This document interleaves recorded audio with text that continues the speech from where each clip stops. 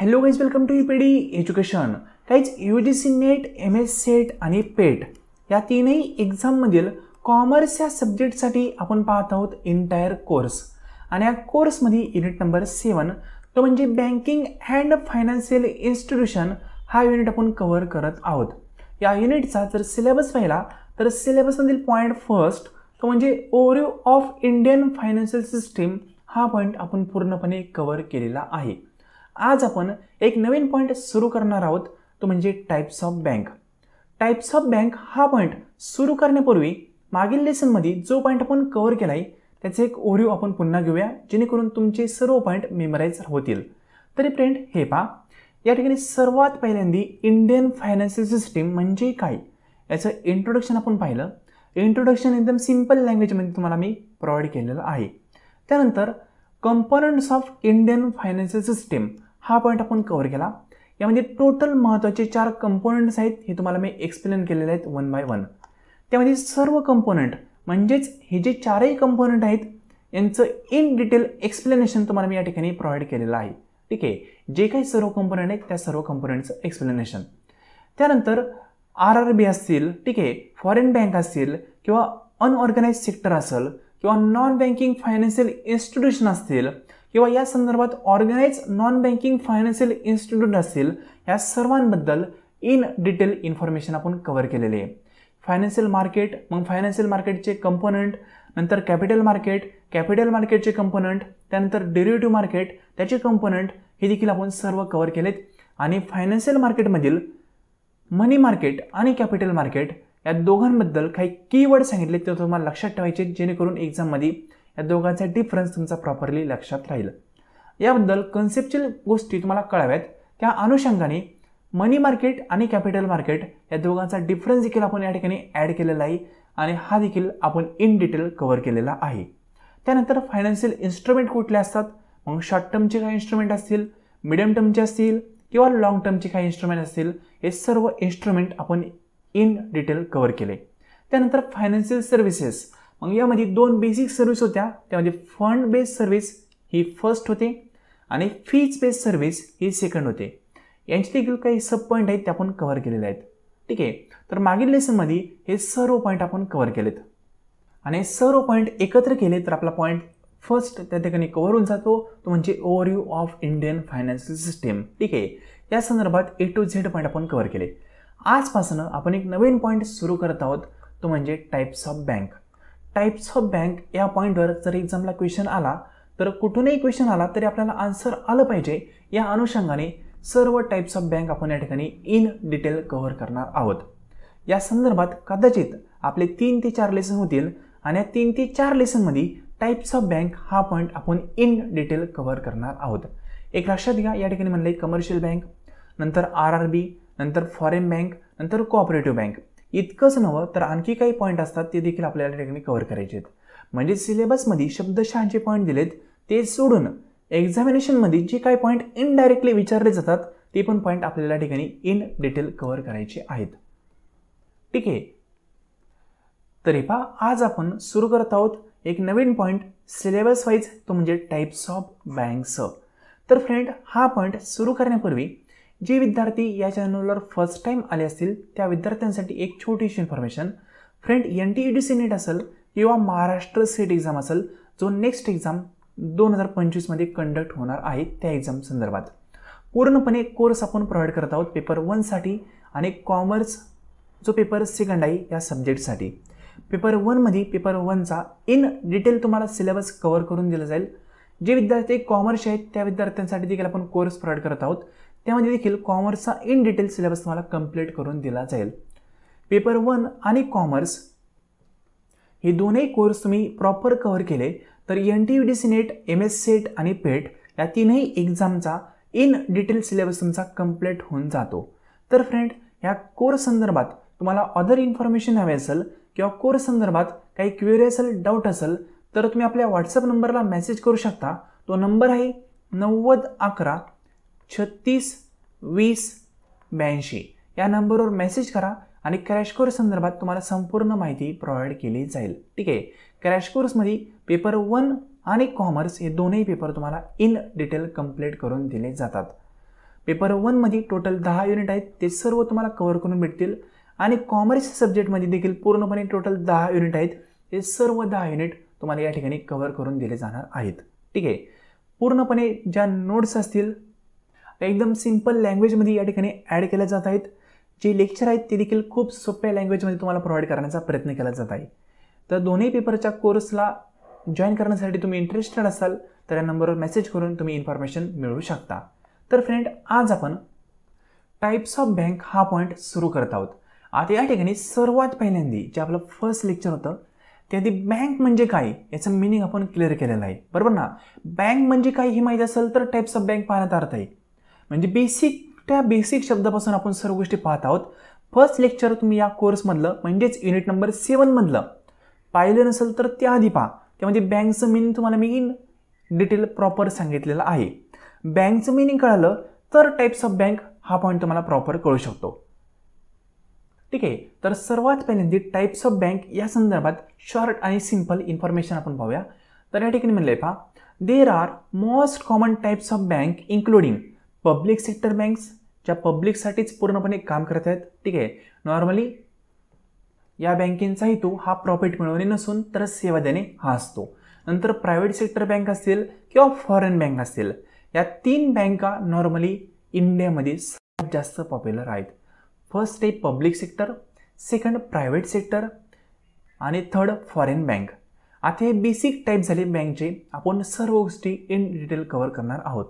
पुढे काय म्हणले पहा, types of bank refer to the different categories of financial institution that provide banking services. म्हणजे टाइप्स ऑफ बँक म्हणजे काय याचं मिनिंग या ठिकाणी ॲड केलेलं आहे पहा. टाइप्स ऑफ बँक म्हणजे वेगळं तिकडं काही नाही, जे फायनान्शियल सर्व्हिसेस देणारे इन्स्टिट्यूट आहेत त्यांच्या सर्व्हिसचं नेचर या ठिकाणी कन्सिडर केलं जातं. त्यांचं इस्टॅब्लिशमेंट फॉर्म्युला कुठला आहे ते कन्सिडर केलं जातं. त्यानंतर त्यांच्यामार्फत कुठले प्रोडक्ट ऑफर केले जात आहेत या गोष्टींचा विचार केला जातो आणि त्यानुसार त्या इन्स्टिट्यूटला पर्टिक्युलर कॅटेगरीमध्ये टाकलं जातं. त्यालाच म्हणतो आपण टाइप्स ऑफ बँक. वेगळं तिकडं काहीच नाही. ठीक आहे. म्हणजे एखादी गव्हर्नमेंटची इन्स्टिट्यूट नसेल पण ती बँकिंगची सेवा देत असेल तर प्रायव्हेट सेक्टरमध्ये आपण टाकणार. ठीक आहे. गव्हर्नमेंटचं कंट्रोल असेल तर पब्लिक सेक्टरमध्ये टाकणार. गव्हर्नमेंटचं कंट्रोल असेल पण इंडियामध्ये नसेल, आउट ऑफ इंडिया असेल, ठीक आहे, फॉरेन गव्हर्नमेंटचं कंट्रोल असेल किंवा अदर कुठलं कंट्रीचं असेल तर त्याला आपण फॉरेन बँक म्हणणार. म्हणजे बेसिक गोष्ट आहेत, एकदम सिंपल वेमध्ये सांगणार आहे. सर्व पॉईंट इन डिटेल आपल्याला प्रॉपर या ठिकाणी कव्हर करायचे आहेत कारण एक्झामला क्वेश्चन यावर येत असतो. ठीक आहे. आता टाइप्स ऑफ बँक या संदर्भात जे काही मेन टाइप्स आहेत ते आपण 1 बाय 1 कव्हर करणार आहोत. ठीक आहे. इथं एक सिंपल चार्ट आपण ॲड केला आहे. जास्त काही महत्त्वाचा चार्ट नाही आहे, फक्त थोडंफार कळावं या अनुषंगाने हा पॉईंट ॲड केलेला आहे. फक्त यामध्ये जितके टाइप्स दिले हेच पाहणार आहे असा अर्थ होत नाही. जवळपास आपण 25-30 वेगवेगळ्या प्रकारच्या बँका असतात त्या सर्व गोष्टी पाहणार आहोत. या ठिकाणी फक्त एक ओव्हरव्ह्यू आपण ॲड केला आहे की कुठल्या प्रकारच्या बँक असू शकतात हे कळावं या अनुषंगाने हे पॉईंट ॲड केले आहेत. ठीक आहे. तर फर्स्ट आहे सेंट्रल बँक म्हणजे आपली RBI, बरोबर. नेक्स्ट आहे कमर्शियल बँक. कमर्शियलमध्ये पब्लिक सेक्टर असेल, प्रायव्हेट सेक्टर असेल, फॉरेन असेल किंवा रिजनल रूरल बँक असेल म्हणजे RRB असेल, या सर्व कमर्शियल बँकमध्ये येतात. कोऑपरेटिव्ह बँकमध्ये अर्बन कोऑपरेटिव्ह बँक असेल किंवा रूरल कोऑपरेटिव्ह बँक असेल, हे सर्व कोऑपरेटिव्ह बँक यामध्ये येतात. नंतर डेव्हलपमेंट बँकमध्ये EDB असेल, CDB असेल, या सर्व डेव्हलपमेंट बँकमध्ये येतात. नंतर स्पेशलाइज बँक असतील, काही स्पेसिफिक पर्पजसाठी त्यांचं इस्टॅब्लिशमेंट झालेलं असेल त्या या ठिकाणी येतात. फक्त इतकंच नाही तर खूप सारे अदर टाइप्स आहेत ते आपण पुढे इन फ्युचर पाहणारच आहोत. ठीक आहे. फक्त बेसिक टाइप्स ऑफ बँक म्हणजे कशा प्रकारच्या असू शकतात हे तुम्हाला या ठिकाणून कळायला असेल, त्यासाठी हा चार्ट मी ॲड केलेला आहे. सिंपल. आता आज आपण सर्वात पहिल्यांदा सेंट्रल बँक आहे हा पॉईंट सुरू करणार आहोत कारण एक्झामच्या दृष्टिकोनातून सेंट्रल बँक हा पॉईंट खूप महत्त्वाचा आहे. कारण सेंट्रल बँकवर एक्झामला क्वेश्चन येतात म्हणजे येतातच आणि आपण जे सेंट्रल बँक संदर्भात पाहणार आहोत या लेसनमध्ये त्यातून एखादा क्वेश्चन येऊ शकतो. ठीक आहे. कारण जे काही महत्त्वाचे फॅक्ट फिगर आहे त्या ठिकाणी आपल्याला कव्हर करायचे आहेत. तर फ्रेंड, या ठिकाणी फर्स्ट पॉईंट आहे तो म्हणजे सेंट्रल बँक. सेंट्रल बँक म्हणजे कुठली आपली बँक की RBI, reserve bank of India. जर तुम्हाला विचारलं की RBI मध्ये कोणाचं अकाउंट आहे का तर तुम्ही म्हणताल नो, कोणाचंच अकाउंट नाही. पण बँक तर आहे, बरोबर ना. RBI ही बँक आहे पण एका व्यक्तीचं त्यामध्ये अकाउंट नाही आहे, इंडिव्हिज्युअल व्यक्तीचं म्हणतोय मी. मग आरबीआय बँक कशी झाली? जी पैसाच घेत नाही लोकांकडून, कारण अकाउंटच नाही येत आणि लोकांना पैसाही देत नाहीये, मग बँक कसं काय? तिचं नाव काय? सेंट्रल बँक आहे, मध्यस्थी बँक आहे. मध्यस्थी म्हणण्यापेक्षा सर्वात मुख्य बँक आहे. ठीक आहे, ही बँक काय करते? बँकांना कंट्रोल करण्याचं काम करते. याची इंडिव्हिज्युअल कस्टमर नाही आहेत, याची इन्स्टिट्यूट जे आहेत वेगवेगळे मोठे मोठे इन्स्टिट्यूट त्यांचे कस्टमर आहेत. ठीक आहे, म्हणून त्याला बँक म्हणतात. सिंपल सध्या लक्षात ठेवा, सगळ्यात अपेक्स जी बॉडी असेल किंवा बँक असेल सर्वात मोठी बँक ती कुठली? आरबीआय. ठीक आहे, नंतर एसबीआय वगैरे किंवा एचडीएफसी वगैरे ते प्रायव्हेटमध्ये येईल, ते सोडून द्या. फक्त आता लक्षात ठेवायचं, सेंट्रल बँक म्हणलं तर फक्त आरबीआय म्हणजेच रिझर्व्ह बँक ऑफ इंडिया. सर्व पॉईंट इन डिटेल आपण या ठिकाणी कव्हर करणार आहोत. या ठिकाणी सर्वच पॉईंट हे खूप महत्त्वाचे आहेत. या ठिकाणी त्याचं इंट्रोडक्शन दिलं आहे ते पहा. स्टॅटिक क्वेश्चन थोडंसं जास्त आहे, या ठिकाणी तुम्हाला पाठांतर थोडंसं जास्त करावं लागू शकतं. मी ऑलरेडी सांगितलं आहे, ज्यावेळेस आपण बँकिंग युनिट सुरू केला त्यावेळेसच तुम्हाला सांगितलं की या ठिकाणी पाठांतराचे पॉईंट थोडेसे जास्त असू शकतात, कारण फॅक्ट फिगर खूप असतात. एक्झामला क्वेश्चन देखील फॅक्ट फिगरवरच येतो. इथे काय म्हणले पहा, the reserve bank of India abbreviate as RBI, म्हणजे आरबीआयचाच फुल फॉर्म आहे reserve bank of India. Simple. पुढे म्हणले पहा, also known as the bankers bank. आरबीआयला आणखी एका नावाने ओळखलं जातं. फर्स्ट नाव काय? बँकर्स बँक किंवा बँक ऑफ गव्हर्नमेंट किंवा गव्हर्नमेंटची बँक असं देखील म्हणतात. ठीक आहे, म्हणजे आरबीआय काय करते? गव्हर्नमेंट आणि पब्लिक, ठीक आहे, या दोघांचं मध्यस्थी म्हणून पण काम करते, म्हणून त्याला गव्हर्नमेंटची बँक असं देखील म्हणतात. पुढे काय म्हणले पहा, is Indian central bank and regulatory body responsible for regulation of Indian banking system. Bankers bank म्हणण्याचं कारण या ठिकाणी दिलंय पहा. ही बँक काय करते? सर्व इंडियन बँकिंग सिस्टीमला रेग्युलेट करण्याचं काम करते, म्हणजे व्यवस्थित त्यांचा कारभार चाललाय का नाही, ठीक आहे, याच्यावर वॉच ठेवण्याचं काम करते कोण? Reserve bank of India. ठीक आहे, म्हणजे सिंपली ज्याच्यावर कंट्रोल ज्या व्यक्तीचा असणार आहे त्याला आपण बॉस म्हणतो. सेम तसंच आहे आरबीआयचं कंट्रोल आहे सर्व बँकिंग सिस्टीमवर, म्हणून त्याला बँकर्स बँक म्हणतात. नॉर्मली आरबीआय सर्व बँकांना रेग्युलेशन देण्याचं काम करते, रेग्युलेट करण्याचं काम करते. पुढे म्हणले पहा, on by the minister of finance government of India, म्हणजे आरबीआय ही कोणाची? मिनिस्टर ऑफ फायनान्स आहे, गव्हर्नमेंट ऑफ इंडियाच्या अंडर यांचं काम चालतं. पुढे म्हणले पहा, it responsible for the control issue and maintaining supply of the Indian rupees, म्हणजे इंडियामध्ये किती पैसा आणायचा, किती पैसा इंडियामधनं करन्सीमधनं कट करायचा, याचं सर्वांचे डिसिजन कोण घेतं? आरबीआय घ्यायचे, बरोबर ना. म्हणजे पहा, पैसा बंद केला, नोट बंद केली, गव्हर्नमेंटने सांगितलं कोणाला? आरबीआयने. आरबीआयने रूल फॉलो केला, आरबीआयने सर्व गोष्टी अनाऊन्स केल्या. म्हणजे आरबीआय काय करते? पैशांचा सप्लाय किती करायचा हे ठरवते, पैशांच्या सप्लायवर किती कंट्रोल करायचं हे देखील ठरवते, नंतर इश्यू किती करायचं हे देखील ठरवते. ठीक आहे, म्हणजे इंडियन रुपी जे आहे त्या इंडियन रुपीवर कंट्रोल करण्याचं काम आरबीआय करत असते. पुढे पहा, it also manage the country's main payment system and work to promote its economic development, म्हणजे कंट्रीची मेन पेमेंट सिस्टीम जी काय असेल, जीडीपी असेल, XYZ ज्या गोष्टी असतील त्या सर्व गोष्टींना कंट्रोल करण्याचं, मॅनेज करण्याचं काम आरबीआय करत असते. त्यामुळं आपली इकॉनॉमी देखील डेव्हलप होऊ शकते. पुढे पहा, the RBI bank of India was establish on the recommendation of Hilton young commission on 1 April 1935 in accordance with the provision of Reserve bank act 1934, म्हणजे आरबीआयचा ॲक्ट आला 1934चा, त्यानुसार आरबीआयची स्थापना झाली 1 एप्रिल 1935ला. कोणाच्या रेकमेंडेशननुसार? कोण म्हणलं स्थापन करा? तर हिल्टन यंग कमिशन आहे, यांच्या रिकमेंडेशननुसार आरबीआयची स्थापना झाली 1935ला. आरबीआय ॲक्ट आहे 1934चा, हे लक्षात ठेवा. फिगर ह्या खूप महत्त्वाच्या आहेत, कारण एक्झामला यावर क्वेश्चन येत असतो. पुढे म्हणले पहा, the central office of Reserve Bank was initially establish in Calcutta, तर आता कोलकाता म्हणतात. ठीक आहे, म्हणजे ज्यावेळेस आरबीआय इस्टॅब्लिशमेंट केली ती 1935ला, त्यावेळेस ती कोलकाता म्हणजेच कलकत्ताला इस्टॅब्लिशमेंट केली ती, पण त्यानंतर तिचं स्थलांतर करण्यात आलं, पार्लिमेंटली ती हलवण्यात आली कुठे? मुंबईला. कधी? 1937 साली. म्हणजे 35, 36 आणि 37 दोनच वर्षामध्ये आरबीआयचं हेड ऑफिस हे ट्रान्सफर करण्यात आलं मुंबईला. सर्वात स्टार्टिंगला कोलकाताला एस्टॅब्लिशमेंट झालं, हे लक्षात ठेवा.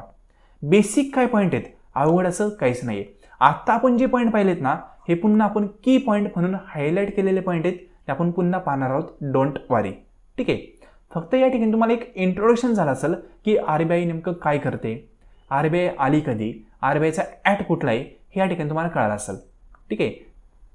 आणि या ज्या गोष्टी आहेत ना, एकदा व्हिडिओ 2 मिनिटं लगेच स्टॉप करायचा. ॲक्ट आठवतोय का पाहिजे. ठीक आहे. RBIचं इस्टॅब्लिशमेंट इयर आठवतोय का नाही पाहिजे. आता मी सांगितलं ना, पण पुढच्या स्लाइडवर जाण्याच्या आधी तुम्ही विचार करायचा की आपल्याला इथे का नाही पाहिजे. ठीक आहे. आणि त्यानुसार हे सर्व लेक्चर तुम्हाला कव्हर करायचे आहेत. आता या ठिकाणी म्हणलं आहे पहा, सेंट्रल बँक म्हणजेच रिझर्व्ह बँक ऑफ इंडिया की हायलाईट. कुठले कुठले हायलाईट आहेत, कुठले कुठले महत्त्वाचे पॉईंट आहेत ते आपण या ठिकाणी ॲड केलेले आहेत. हे सर्व पॉईंट एक्झामच्या दृष्टिकोनातून महत्त्वाचे आहेत. अनेक पॉईंटवर एक्झामला क्वेश्चन येऊन गेलेला आहे, पुढेही क्वेश्चन येऊ शकतो. म्हणून जे काही आपण हायलाईट केलेले पॉईंट आहेत ते प्रॉपरली आपल्याला लक्षात ठेवायचे आहेत. तर या ठिकाणी फर्स्ट आपण RBIला काय म्हणतो, बँकर्स बँक म्हणतो. बरोबर ना. बँकर्स बँक का म्हणतो त्याची रिझन तुम्हाला या ठिकाणी 4 पॉईंट अंडर दिलेत. हे 4ही पॉईंट प्रॉपर लक्षात ठेवा, एक्झामला क्वेश्चन येऊ शकतो. Which of the following reasons to know RBI bankers bank, असं काही पण क्वेश्चन येऊ शकतो. फक्त तो क्वेश्चन आल्यानंतर तुम्हाला प्रॉपर पॉईंट ओळखता आले पाहिजे. आता बँकर्स बँक का म्हणतात, इथं फर्स्ट पॉईंट म्हणले पहा, it work as a central bank where commercial bank are account hold at can deposit money. म्हणजे RBI ही एक सेंट्रल बँक म्हणजे मुख्य बँक म्हणून काम करते. कमर्शियल बँका काय करतात, मग त्यांच्याकडे त्यांचे अकाउंट ओपन करतात आणि त्या ठिकाणी त्यांचा पैसा देखील ठेवतात. ठीक आहे. म्हणून त्याला बँकर्स बँक म्हणतात. म्हणजे बँकांची बँक आहे ती, बँकांचे पैसे RBIकडे आहेत. बरं ना. तुमचं एखाद्या बँकमध्ये अकाउंट असेल, तुम्ही काय म्हणता, ती माझी बँक आहे, माझी SBI बँक आहे, म्हणजे SBI बँकेमध्ये तुमचं अकाउंट आहे म्हणून तुम्ही SBIला म्हणता की माझी बँक आहे. सेम तसंच कमर्शियल बँकचे अकाउंट RBIमध्ये आहेत म्हणून RBIला ते म्हणतात की आमची बँक आहे, बँकर्स बँक आहे ती. सिम्पल. सेकंड पॉईंट काय म्हणले पहा, reserve bank of India maintaining banking account of all schedule bank. म्हणजे RBIचं जे शेड्यूल आहे, शेड्यूल नंबर 2, या शेड्यूलमध्ये ज्या काही बँकिंगची लिस्ट आहे त्या सर्वांचं अकाउंट मेंटेन करण्याचं काम RBI करते. म्हणून देखील त्याला बँकर्स बँक असं म्हणतात. शेड्यूल बँक म्हणजे काय असतं हे आपण डीपमध्ये इन फ्युचर पाहणार आहोत. डोंट वरी. ठीक आहे. फक्त आता लक्षात ठेवा, RBI ॲक्ट आहे त्यातील शेड्यूल नंबर 2. या शेड्यूल नंबर 2मध्ये ज्या बँकांची नोंदणी झालेली असते त्यांना आपण शेड्यूल बँक म्हणतो. नोंदणी करण्याचा क्रायटेरिया काय आहे, कोण नोंदणी करू शकतं, या संदर्भात सर्व इन्फॉर्मेशन आपण पुढील लेसनमध्ये पाहणार आहोत. ठीक आहे. नेक्स्ट पॉईंट पहा, it is the duty of Reserve bank of India to control the credit. म्हणजे क्रेडिटला कंट्रोल करण्याचं काम देखील RBIचं आहे. मग रेपो रेट असेल, ठीक आहे, नंतर SSR असेल, जे काही रेट असतील ते सर्व रेट कंट्रोल करण्याचं काम कोणाचं आहे, RBIचं आहे. पुढील पहा, the RBI also advise banks on various matter, for example CSR म्हणजे कॉर्पोरेट सोशल रिस्पॉन्सिबिलिटी, या संदर्भात ॲडवाइस देण्याचं काम देखील RBI करत असते. म्हणून ह्या RBIला बँकर्स बँक म्हणतात. की पॉईंट सांगतो. फर्स्ट पॉईंट, ती सेंट्रल बँक आहे, सर्व बँकांचे अकाउंट त्या ठिकाणी ओपन आहे म्हणून त्याला बँकर्स बँक म्हणतात. सेकंड पॉईंट, बँकांचे सर्व अकाउंट मेंटेन करण्याचं काम RBI करते, सर्व शेड्यूल बँकांना कंट्रोल करते म्हणून त्याला बँकर्स बँक म्हणतात. Third point, RBI credit control करण्याचं काम करते म्हणून देखील त्याला बँकर्स बँक म्हणतात. आणि RBI बँकांना ॲडवाइस देण्याचं काम करते म्हणून त्याला बँकर्स बँक असं म्हणतात. सिम्पल. हे 4ही पॉईंट लक्षात ठेवा. RBIला बँकर्स बँक का म्हणतात हे एक्सप्लेन करणारे हे पॉईंट आहेत. सिम्पल. अवघड असं काही नाही, थोडंसं स्टॅटिक क्वेश्चन आहे. तुम्ही एक लेक्चर एकदा कळलं नाही, 2दा पहा, डेफिनेटली पॉईंट आणखी क्लिअर होतील. ठीक आहे. थोडासा स्टॅटिक क्वेश्चन मी समजू शकतो, लगेचच तुम्ही पाहिलं आणि पाठ राहिलं असं नाही आहे. थोडीशी प्रॅक्टिस तुम्हाला या ठिकाणी लागणार आहे. म्हणजेच प्रॅक्टिस मेक्स मॅन परफेक्ट आपण म्हणतो ना, थोडासा त्यासाठी तुम्हाला वेळ लागणार आहे. ठीक आहे. स्टॅटिक क्वेश्चन आहे, थोडासा लक्षात ठेवणं थोडं कठीण होऊ शकतं. आता आणखी काही कीवर्ड आहेत पहा, की पॉईंट आहेत ते आपल्याला प्रॉपरली लक्षात ठेवायचे आहेत. या ठिकाणी फर्स्ट पॉईंट म्हणलं आहे पहा, the concept of RBI come from the book the problem of rupee. म्हणजे प्रॉब्लेम ऑफ रुपी हे बुक होतं डॉक्टर BR आंबेडकर यांचे. ठीक आहे. या बुकमधून RBIची कन्सेप्ट त्यांनी इंट्रोड्यूस केली कधी, 1923 साली. फर्स्ट पॉईंट लक्षात ठेवा. RBIची कन्सेप्ट कुठून आली, क्वेश्चन येऊ शकतो. RBIची कन्सेप्ट आली कुठल्या पुस्तकातून आली, येऊ शकतो. तर पुस्तकाचं नाव आहे द प्रॉब्लेम ऑफ रुपी, हे पुस्तकाचं नाव आहे. ते पुस्तक दिलं कोणी, तर डॉक्टर BR आंबेडकर यांनी हे पुस्तक दिलं. कधी दिलं, 1923 साली दिलं. हे लक्षात ठेवा पॉईंट. ठीक आहे. म्हणजे सर्वात पहिल्यांदी RBI आणायची या संदर्भात विचार कोणी केला, डॉक्टर BR आंबेडकर यांनी. ठीक आहे. सेकंड पॉईंट, इन 1926 म्हणजे 1926 the reserve bank of India was establish on the recommendation of Hilton young commission, त्यालाच म्हणतात आपण, कंप्लीट टायटल आहे त्याचं royal commission on Indian currency and finance. यांनी 1926ला रिकमेंडेशन केलं की RBIची स्थापना करायला हवी. रिपीट करतो, पॉईंट एकमेकांवर डिपेंड आहे, प्रॉपरली लॉजिकल वेने समजून घ्या. Doctor B.R. आंबेडकर यांनी 1923 साली एक पुस्तक यूज केलं किंवा पुस्तक म्हणू शकतो डेव्हलप केलं, ठीक आहे, इंट्रोड्यूस केलं. त्याचं नाव होतं द प्रॉब्लेम ऑफ रुपी. या प्रॉब्लेम ऑफ रुपी पुस्तकामध्ये 1923लाच त्यांनी RBIची कन्सेप्ट इंट्रोड्यूस केली आणि ही कन्सेप्ट पुढं जाऊन म्हणजेच 1926ला हिल्टन यंग कमिशननी पुन्हा रिकमेंड केली की RBIची स्थापना करायला हवी. हिल्टन यंग कमिशनचं टायटल कुठलं होतं हे लक्षात ठेवा, royal commission on Indian currency and finance. हे या कमिशनचं टायटल होतं. यांनी 1926 साली रिकमेंडेशन केलं की RBI खरंच स्थापन करायला हवी. आता पुढे काय म्हणले पहा, आता 1923 पासून 1926 पर्यंत आलो. 1926 पासून 1931 पर्यंत आपण येतोय. इथं म्हणले पहा, in 1931 Indian central banking inquiry committee review the issue of establishment of RBI as a central bank of India.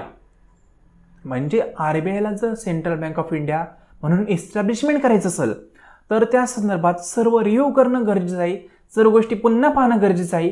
या संदर्भात या सर्व गोष्टी पाहण्यासाठी इंडियन गव्हर्नमेंटनी एक कमिटी स्थापन केली. त्या कमिटीचं नाव होतं Indian central banking inquiry committee.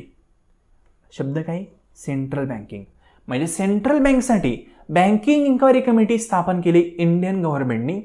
आणि या बँकिंग इन्क्वायरी कमिटीने 1931ला हिल्टन यंग कमिशननी जी कन्सेप्ट दिली ती किंवा हिल्टन यंग कमिशननी जे रिकमेंडेशन दिलं त्याला रिव्ह्यू केलं. सिम्पल. मग याच्याच बेसवर यांनी रिव्ह्यू केलं पहा बँकिंग इन्क्वायरी कमिटीने. कधी 1931ला यांनी रिव्ह्यू केल्यानंतर RBI ॲक्ट त्यांनी इंट्रोड्यूस केला 5 मार्च 1934 साली. त्याला आपण म्हणतो reserve bank of India act 1934. आणि या ॲक्टच्या बेसवर, म्हणजे ॲक्ट काय असतो, RBIला स्थापन करायचं, मग RBI काम कसं करणार, त्याच्यावर कंट्रोल कोण ठेवणार, त्याचे रेग्युलेशन कुठले असतील, त्या RBI संदर्भात रूल कुठले असतील, RBI जे मॅनेजमेंट चालवणार आहे ते मॅनेजमेंट कशा पद्धतीने चालणार आहे, या सर्व गोष्टी संदर्भात जी नियमावली आहे त्या नियमावलीला ॲड केलं बँकिंग ॲक्टमध्ये. म्हणजे जो RBIचा ॲक्ट होता 1934चा, या ॲक्टमध्ये RBIचे सर्व नियम त्यांनी ॲड केले आणि या नियमांच्या बेसवर RBIची स्थापना केली. कधी, म्हणजेच 1935 साली, 1 एप्रिल 1935. ठीक आहे. आता एक ओरिओ सांगतो पहा, सिंपल पॉईंट आहे, अवघड काही नाही. तुम्ही पहिल्यांदा वाचत असाल म्हणून थोडंसं अवघड वाटू शकतं, पण बेसिक आहे. क्रोनॉलॉजिकल ऑर्डरने सर्व इयर लक्षात ठेवायचे आणि कार्यकाळ लक्षात ठेवायचा. तर डॉक्टर B.R. आंबेडकर यांनी एक पुस्तक लिहिलं, रिपीट करतो, थोडंसं लक्षात ठेवा कारण पॉईंट महत्त्वाचे आहेत. The problem of problem of rupee हे पुस्तक लिहिलं डॉक्टर B.R. आंबेडकर यांनी 1923ला आणि त्यामध्ये RBIची कन्सेप्ट त्यांनी इंट्रोड्यूस केली. ह्या कन्सेप्टला पुन्हा फॉलोअप घेतलं 1926 साली कोणी, हिल्टन यंग कमिशननी. ठीक आहे. आणि त्यांनी पण रिकमेंड केलं की RBI इस्टॅब्लिशमेंट करायला हवी. त्या कमिशनचं टायटल होतं royal commission on Indian currency and finance. मग या रिकमेंडेशनला आता डॉक्टर B.R. आंबेडकर म्हणत होते, ठीक आहे, ही इस्टॅब्लिशमेंट करा. त्यानंतर जे हिल्टन यंग कमिशन होतं ते पण म्हणले इस्टॅब्लिशमेंट करायला हवं. मग इंडियन गव्हर्नमेंटला पण वाटलं अरे खरंच RBI म्हणजे सेंट्रल बँक इस्टॅब्लिशमेंट करायला हवी. मग त्याच्या बेसवर इंडियन गव्हर्नमेंटने एक कमिटी स्थापन केली, त्याला नाव दिलं Indian central banking inquiry committee. आणि त्यांनी या दोघांचं पण रिकमेंडेशन पाहिलं 1931ला की खरंच सेंट्रल बँक इस्टॅब्लिशमेंट करायला हवी का. यांनी जो फॉर्म्युला मांडलाय त्या फॉर्म्युल्यानुसार बँक आपण इस्टॅब्लिशमेंट केली तर काय प्रॉब्लेम होऊ शकतो का, हे त्यांनी रिव्ह्यू करण्याचा प्रयत्न केला 1931ला. हे रिव्ह्यू सक्सेस झालं आणि या सक्सेसच्या बेसवर 5 मार्च 1934ला RBIचा ॲक्ट त्यांनी इंट्रोड्यूस केला आणि या ॲक्टच्या बेसवर RBIला स्थापन केलं 1935ला. सिंपल. म्हणजे सर्वात पहिल्यांदा डॉक्टर बाबासाहेब आंबेडकर कधी डॉक्टर B.R. आंबेडकर यांनी 1923 साली. त्यानंतर 1926 साली हिल्टन यंग कमिशन. त्यानंतर 1931 साली सेंट्रल बँकिंग इन्क्वायरी कमिटी, म्हणजे पहिल्यांदा आंबेडकर. ठीक आहे. हे झाल्यानंतर इलेक्ट्रॉनिक कमिशन, हे झाल्यानंतर इन्क्वायरी कमिटी, हे झाल्यानंतर ऍक्ट, आणि ऍक्ट म्हणजे काय, रूल रेग्युलेशन. रूल रेग्युलेशन झाल्यानंतर बँकेची स्थापना केली. ठीक आहे, असे क्रोनॉलॉजिकल ऑर्डर लक्षात ठेवा. ठीक आहे, तर ते पॉईंट मेमराईज झाले असतील असं मी गृहीत धरतो, कारण सिंपल पॉईंट आहे, जास्त काय अवघड नाही. फक्त आपण हे पॉईंट प्रॉपर समजून घ्यायला पाहिजे, कारण इन फ्युचर आपल्याला विद्यार्थ्यांना शिकवायचं आहे, त्यावेळेस पण हे पॉईंट तुम्हाला प्रॉपरली शिकवता येतील. ठीक आहे, RBI वगैरे तुम्हाला पॉईंट येणारच आहेत in future, so properly learn करून घ्या. आता यानंतर फॅक्ट अँड फिगर आपण ॲड केले आहेत पहा. तर 1 एप्रिल 1935ला ऑसबॉर्न स्मिथ हे फर्स्ट गव्हर्नर होते रिझर्व्ह बँक ऑफ इंडियाचे, म्हणजे स्वातंत्र्यापूर्वी चालले. ठीक आहे, ऑसबॉर्न स्मिथ हे फर्स्ट गव्हर्नर होते कशाचे, RBIचे. ठीक आहे, लक्षात ठेवा 1935 सालचा म्हणजे स्वातंत्र्यापूर्वीच आहे. ऑसबॉर्न स्मिथ हे फर्स्ट गव्हर्नर होते. त्यानंतर 1943 साली फर्स्ट इंडियन गव्हर्नर आले RBIचे, CD देशमुख. ठीक आहे, CD देशमुख हे इंडियन गव्हर्नर होते RBIचे फर्स्ट. लक्षात ठेवा फर्स्ट गव्हर्नर वेगवेगळ्या प्रकारचे. जे फर्स्ट गव्हर्नर होते फक्त RBIचे ते कोण होते, 1935 साली म्हणजे स्थापन केले त्यावेळेसच ऑसबॉर्न स्मिथ. ठीक आहे, हे त्यावेळेसचे. आणि इंडियन गव्हर्नर विचारलं तर CD देशमुख. हे जे CD देशमुख आहेत यांनी पार्टिसिपेट केलं होतं ब्रिटन वूड कॉन्फरन्समध्ये. 1944 साली कॉन्फरन्स झाली ती, माहिती ना. तर ब्रिटन वूड कॉन्फरन्स आहे या ठिकाणी यांनी पार्टिसिपेट केलं होतं आणि फर्स्ट इंडियन गव्हर्नर होते RBIचे. कधी, 1943ला. सर्व इयर एका सिस्टमॅटिक वेने ॲड केलेले आहेत. तुम्ही शांत डोक्याने लेक्चर पाहत असाल तर सर्व गोष्टी समजतील. त्यानंतर पहा, the only prime minister who was the governor, म्हणजे आपले एक प्राईम मिनिस्टर होते पण ते RBIचे गव्हर्नर पण झालते. असा एकच व्यक्ती आहे जो गव्हर्नर पण होता आणि प्राईम मिनिस्टर पण झाले इंडियाचे. ते 15 नंबरचे गव्हर्नर होते. तुम्हाला सर्वांना माहीत असेल, मनमोहन सिंह. ठीक आहे, हे RBIचे असे गव्हर्नर आहेत जे पुढे जाऊन प्राईम मिनिस्टर झाले इंडियाचे. सर्वात टॅलेंटेड व्यक्ती. ठीक आहे, म्हणजे राजकारणाचा विषय सोडून द्या, पण यांना म्हणून तो आपण इकॉनॉमिस्ट होते. ठीक आहे, यांना खूप चांगलं नॉलेज होतं. हे पहिल्यांदा गव्हर्नर पण होते, त्यानंतर प्राईम मिनिस्टर झाले इंडियाचे. आता क्वेश्चन कसा येऊ शकतो पहा, तुम्हाला जे विचारतील first governor Osborne Smith, year विचारतील 1935, दोन्हीपैकी काही पण विचारू शकतात. नंतर असं विचारू शकतात फर्स्ट इंडियन गव्हर्नर कधी अपॉइंट केले, तर 1943ला अपॉइंट केले. त्यांचं नाव काय होतं, तर CD देशमुख. त्यांनी कुठे पार्टिसिपेट केले ते, तर ब्रिटन वूड कॉन्फरन्समध्ये 1944ला पार्टिसिपेट केले. त्यानंतर क्वेश्चन असा येऊ शकतो, असे कोणते प्राईम मिनिस्टर आहेत जे RBIचे गव्हर्नर पण होते, तर मनमोहन सिंह.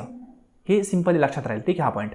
पुढे म्हणले पहा, in 2003 first women deputy governor of RBI KG Udeshi. ठीक आहे, म्हणजे फर्स्ट वुमेन गव्हर्नर जे होते RBIचे ते 2003ला झालते, KG देशी. यांचं नाव लक्षात ठेवा.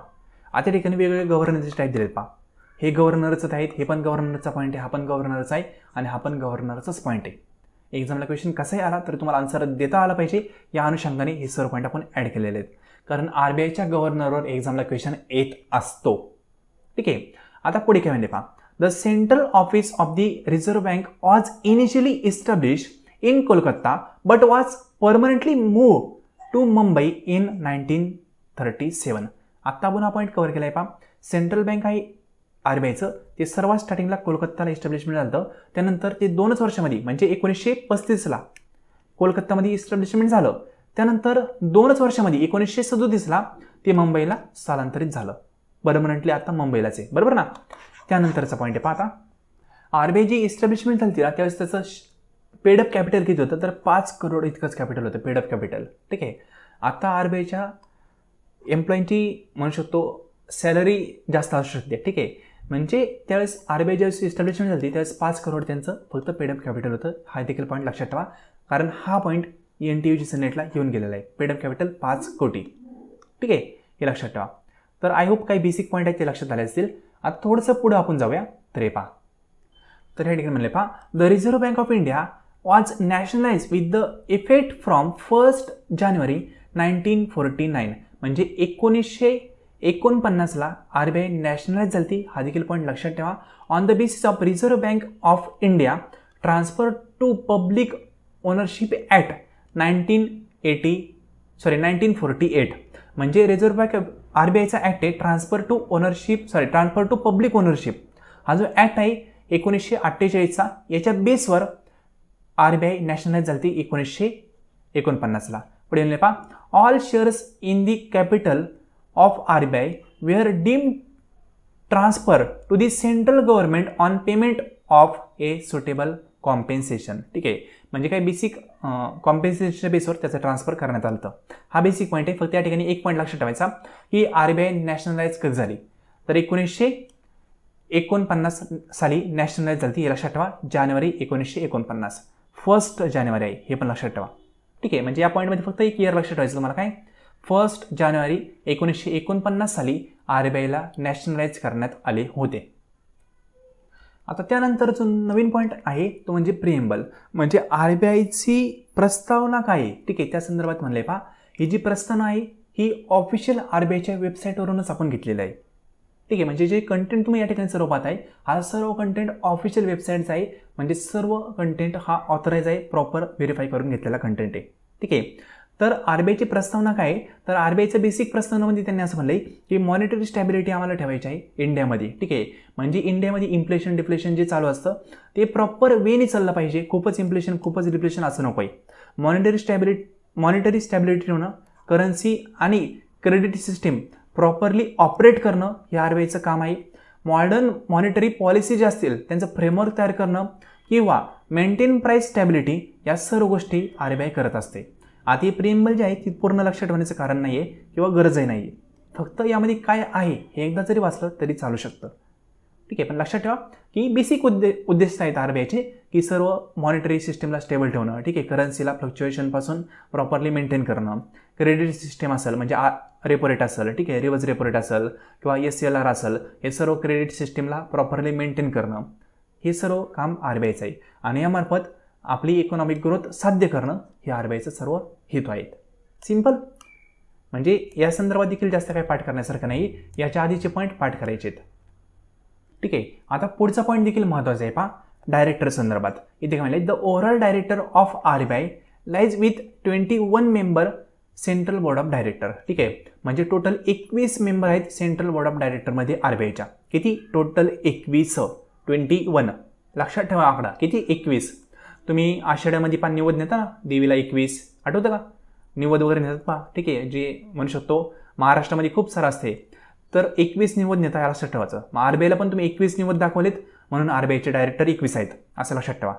एक्झामला आलेलं आहे कारण क्वेश्चन, किती डायरेक्टर? 21 लक्षात ठेवा. ठीक आहे, पुढे म्हणले पहा, कंपोजिट ऑफ, म्हणजे हे डायरेक्टरचं म्हणजे 21 आहेत पण 21 कशा प्रकारचे आहेत त्याचं इन्फॉर्मेशन या ठिकाणी दिलेलं आहे पहा. इथं फर्स्ट म्हणलंय वन ऑफ दी गव्हर्नर, म्हणजे 21 पैकी एक काय गव्हर्नर आहे. त्यानंतर 4 डेप्युटी गव्हर्नर, 4 काय आहेत डेप्युटी गव्हर्नर आहेत. त्यानंतर 2 फायनान्स मिनिस्ट्री रिप्रेझेंटेटिव्ह, म्हणजे फायनान्स मिनिस्ट्री जे आहेत त्यांचे 2 जण रिप्रेझेंटेटिव्ह आहेत, म्हणजे फायनान्स मिनिस्टरला काय वाटेल ते सगळं सांगायला 2 जण आहेत, किंवा फायनान्स मिनिस्टरचं म्हणणं RBI समोर मांडण्यासाठी 2 जण आहेत. ठीक आहे, त्यानंतर पुढं 10 गव्हर्नमेंट नॉमिनेटेड डायरेक्टर, 10 गव्हर्नमेंटनी नॉमिनेट केलेले डायरेक्टर आहेत. म्हणजे 10 2 किती 12, 12 आणि 4 किती 16 आणि 1 17. ठीक आहे, म्हणजे टोटल झाले 17, आणखी किती राहिले 4 राहिले तर 21 होईल. पुढे म्हणले पहा, director and 4 director who represent local board. ठीक आहे, 4 असे डायरेक्टर आहेत जे लोकल बोर्डला रिप्रेझेंट करतात, त्यामध्ये मुंबई, कोलकाता, चेन्नई आणि दिल्ली. म्हणजे मुंबईला 1, कोलकाताला 1, चेन्नईला 1 आणि दिल्लीला 1, हे 4 झाले. टोटल किती झाले 21. म्हणजे 21 मेंबर कसे आहेत ते तुम्हाला या ठिकाणी इन्फॉर्मेशन दिलेली आहे. सिंपल, सर्व गोष्टी स्टॅटिक क्वेश्चन्स आहेत, तुम्हाला प्रॉपरली थोडेसे लक्षात ठेवावं लागतील. 2दा-3दा वाचलं तरी पण लक्षात राहील. 21 तर लक्षात राहिलं असेल तुमचं. आता बाकी हे जे आहेत ना पॉईंट बाकीचे थोडेसे, यामध्ये फक्त एवढं लक्षात ठेवा की फायनान्स मिनिस्टर आहेत त्यांचे 2 जण आहेत, हे प्रॉपर लक्षात ठेवा. फायनान्स मिनिस्टरचे 2 जण आहेत. सिंपल. पुढे काय म्हणते पहा, each of this local board consist of 5 member. ठीक आहे, आता हे जे लोकल बोर्ड आहेत टोटल 4, त्यांच्यामध्ये पण 5-5 मेंबर आहेत who represent regional interest and interest of cooperative and indigenous banks. म्हणजे प्रत्येक ह्या 4 बोर्डमध्ये 5-5 रिजनल रिप्रेझेंटेटिव्ह आहेत. ते काय करतात, रिजनल बँक असतील किंवा कोऑपरेटिव्ह बँक असतील त्यांची इश्यू असतील, त्यांचे काय म्हणणं असेल ते मांडण्याचं काम करतात. इतकं काही डीपमध्ये जाण्याची गरज नाही. तुम्ही या ठिकाणी फक्त पॉईंट लक्षात ठेवा. कन्फ्युजन होत असेल तर, लक्षात राहत असेल तर सगळं लक्षात ठेवा, व्हेरी गुड. पण जास्त लक्षात राहत नसेल तर लक्षात ठेवा 21 टोटल मेंबर आहेत, 21 पैकी 2 फायनान्स मिनिस्टरचे आहेत, एवढं लक्षात ठेवा. ठीक आहे, हे मेन पॉईंट आहे फक्त 2. बाकी लक्षात राहिलं तर ठीक, नाही राहिलं तर इट्स ओके. पुढे पहा, द प्राईम मिनिस्टर ऑफिस म्हणजे PMO appoint the RBI governor based on the recommendation of union finance minister. ठीक आहे, म्हणजे RBIचा जो गव्हर्नर असतो तो कोण अपॉइंट करतं? प्राईम मिनिस्टर करतं. कशाच्या रिकमेंडेशनच्या बेसवर? युनियन फायनान्स मिनिस्टरच्या बेसवर. रिपीट करतो, जे प्राईम मिनिस्टर असतात किंवा प्राईम मिनिस्टर ऑफिस असतात ते काय करतं? RBIच्या गव्हर्नरला अपॉइंट करतं. आता प्राईम मिनिस्टरच्या ऑफिसला इतकं कळणार आहे का कोणाला अपॉइंट करायचं? नाही. तर हे रिकमेंडेशन कोण देत असतं? युनियन फायनान्स मिनिस्टर जे आहेत ते रिकमेंडेशन देतात प्राईम मिनिस्टरला. प्राईम मिनिस्टरच्या बेसिसवर RBIचं गव्हर्नरचं अपॉइंटमेंट होत असतं. सिम्पल. आय होप पॉईंट कळाला असेल. आता जो शेवटचा पॉईंट आहे तो पण खूप महत्त्वाचा आहे. तो म्हणजे आत्ताचा आहे लेटेस्ट 2024चा, की लेटेस्टचे गव्हर्नर कोण आहेत आणि नेमकं त्यांचा कार्यकाळ काय आहे, ते कुठून आले, ठीक आहे, ते काय करतात, या संदर्भात देखील माहिती पाहणं गरजेचं आहे. करंटमध्ये जर क्वेश्चन आला तर यावर क्वेश्चन येऊ शकतो. इथं फर्स्ट लक्षात ठेवा, आत्ताचे लेटेस्ट गव्हर्नर जे आहेत ते आहेत शक्तिकांत दास. ठीक आहे, हे करंट RBIचे गव्हर्नर आहेत. RBIचे गव्हर्नर शक्तिकांत दास हे आधी पण होते, म्हणजे 2018 सालीच त्यांचं अपॉइंटमेंट झालं होतं. ठीक आहे, त्यानंतर त्यांचा एक्सटेंड झाला कार्यकाळ. इथं पहा, the Shaktikanta Das is a current governor of RBI and his term is extended until December 2024. म्हणजे आत्ता डिसेंबर महिना आहे तोपर्यंत त्यांचा कार्यकाळ चालणार आहे. तो एक्सटेंड केलेला कार्यकाळ आहे. ठीक आहे, पुढे म्हणले पहा, Das was initially appointed as 25th RBI governor. म्हणजे 25वे गव्हर्नर कोण येतं? RBIचे दास आहेत. आणि 15वे कोण होते? मनमोहन सिंग. हे लक्षात ठेवा, 25वे शक्तिकांत दास आणि 15वे मनमोहन सिंग. ठीक आहे, पुढे म्हणले पहा, governor on December 11, 2018 for 3 year term. ठीक आहे, म्हणजे 2018ला 3 वर्षासाठी त्यांना अपॉइंट केलं. म्हणजे 18, 19, 20 आणि 21. ठीक आहे, 18ला अपॉइंट झाले शेवटी. मग 19, 20 आणि 21 या 3 वर्षापर्यंत त्यांचा अपॉइंटमेंट होती. पण त्यानंतर गव्हर्नमेंटला वाटलं यांचं कार्यकाळ वगैरे सर्व चांगलं आहे, मग गव्हर्नमेंट त्यांची सर्व्हिस पुन्हा एक्सटेंड केली. कधीपर्यंत? 2024 पर्यंत. म्हणजे 21लाच त्यांचा कार्यकाळ संपला होता, पण गव्हर्नमेंटने एक्सटेंड केलं 2024 पर्यंत, डिसेंबर महिन्यापर्यंत. सिंपल, हे लक्षात ठेवा. पुढे पहा, he was reappointed for the another 3 year. आता असेल ना, म्हणजे 21 नंतर 22, 23 आणि 24च्या डिसेंबरपर्यंत त्यांच्या अपॉइंटमेंट आहे. पुढे पहा, which extend his term until December 2024. हे आपण आत्ता पाहिलं, पुन्हा तेच रिपीट झाले. सिंपल. पुढे पहा, before becoming the RBI governor. आता हे महत्त्वाचं आहे, RBIचे गव्हर्नर होण्यापूर्वी ते कोण होते हे पण पाहावं लागेल, कारण एक्झामला क्वेश्चन तो येतो. इथे पहा, Das held several important position in the central and state governments. म्हणजे गव्हर्नमेंटचेच ते आदमी होते थोडक्यात. ठीक आहे, म्हणजे सेंट्रल आणि स्टेट या दोन्ही गव्हर्नमेंटमध्ये त्यांचा खूप चांगल्या पोझिशन होत्या, पोस्ट होत्या. पुढे पहा, including as A member of 15th finance commission. ठीक आहे, म्हणजे 15वी जी फायनान्स कमिशन होती त्याचे मेंबर देखील होते. नंतर इंडियाज G20 शेर्पा. ठीक आहे, याचे देखील ते रिप्रेझेंटेटिव्ह होते. म्हणजे G20 ही जी कन्सेप्ट आहे ओव्हरऑल इंडियाची म्हणण्यापेक्षा ओव्हरऑल वर्ल्डची, ठीक आहे, पूर्ण जगाची G20 ही कन्सेप्ट. तर या कन्सेप्टसाठी प्रत्येक देशातून एक रिप्रेझेंटेटिव्ह पाठवला होता आणि ते एक रिप्रेझेंटेटिव्हचं नाव काय होतं इंडियाच्या? शक्तिकांत दास. रिपीट करतो, G20 या कन्सेप्टसाठी प्रत्येक देशाचा एक रिप्रेझेंटेटिव्ह प्रत्येक देश पाठवत होता. ठीक आहे, त्यामध्ये इंडियाचा रिप्रेझेंटेटिव्ह होते शक्तिकांत दास. म्हणजे किती मोठी पोझिशन आहे. ठीक आहे, म्हणजे शेपराचा अर्थ सांगितला काय असतो? रिप्रेझेंटेटिव्ह ऑफ इंडिया, असं लक्षात ठेवा. ठीक आहे, पुढे पहा, he is also retired IAS officer and previously served as a secretary of department of revenue and department of economic affairs in ministry of finance. म्हणजे पहा, हे कलेक्टर पण होते, म्हणजे IAS पण होते. ठीक आहे, आणि ते सेक्रेटरी होते डिपार्टमेंट ऑफ रेव्हेन्यूचे and department of economic affairs in ministry of finance याचे सेक्रेटरी देखील ते होते. सिंपल.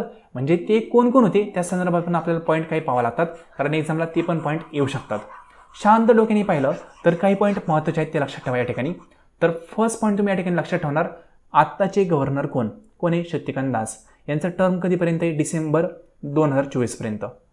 ठीक आहे. त्यांचा प्रिव्हियसली टर्म काय होता, तर प्रिव्हियसली ते 2018 साली डिसेंबर 2011 मध्ये,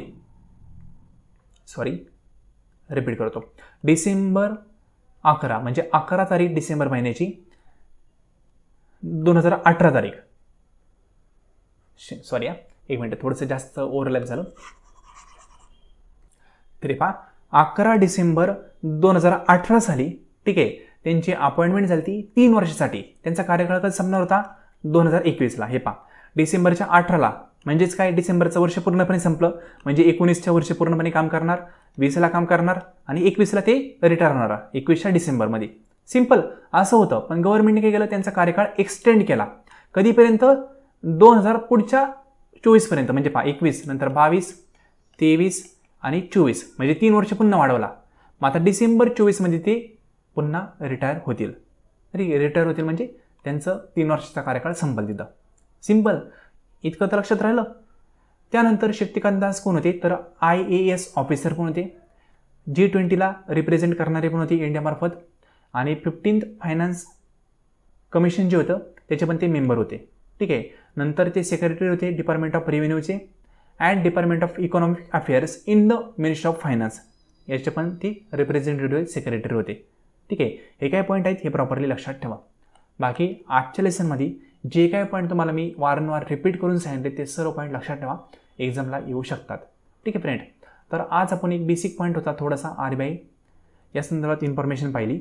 RBIची पूर्णपणे इन्फॉर्मेशन पाहण्यासाठी आपले कदाचित पुढचे 2 ते 3 लेसन जाऊ शकतात आणि यामध्ये RBIचे फंक्शन, RBIचे क्वांटिटेटिव्ह मेजर, RBIचे क्वालिटेटिव्ह मेजर हे सर्व पॉईंट आपण कव्हर करणार आहोत. ठीक आहे. तर आय होप आजच्या लेसनमध्ये आपण RBIचं काय पाहिलं हे कळालं असेल. हा जो कंटेंट आहे हा खूप योग्य प्रकारे आम्ही कंटेंट ॲड करण्याचा प्रयत्न केलेला आहे. कंटेंट ॲड करताना सर्व कंटेंट व्हॅलिडेट करून ॲड केलेला आहे. ठीक आहे. अनेक वेबसाईट असतील, ऑथराइज वेबसाईट, अनेक पुस्तकं असतील, त्यांचा रेफरन्स घेऊन हा कंटेंट ॲड केला आहे. ठीक आहे फ्रेंड. तर तुम्हाला हा पेपर 1चा किंवा कॉमर्सच्या सब्जेक्टचा कोर्स जॉईन करायचा असेल तर तुम्ही आपल्या व्हॉट्सअप नंबरला मेसेज करू शकता. हा व्हॉट्सअप नंबर आहे. ठीक आहे. दोन्ही पेपर इन डिटेल तुमचे कव्हर करून दिले जातील. फक्त पेपर 1चा कोर्स जॉईन करायचा असेल त्याचाही सेपरेट कोर्स आहे. फक्त कॉमर्सचा कोर्स जॉईन करायचा असेल त्याचाही सेपरेट कोर्स आपण प्रोव्हाइड करत आहोत. इन्फॉर्मेशनसाठी व्हॉट्सअपवर मेसेज करायला विसरू नका. लेसन योग्य वाटलं असेल, इन्फॉर्मेटिव्ह वाटलं असेल तर फीडबॅक हा कमेंट बॉक्समध्ये द्यायला देखील विसरू नका. हे लेसन तुम्ही संपूर्ण पाहिलं त्याबद्दल थँक्यू सो मच.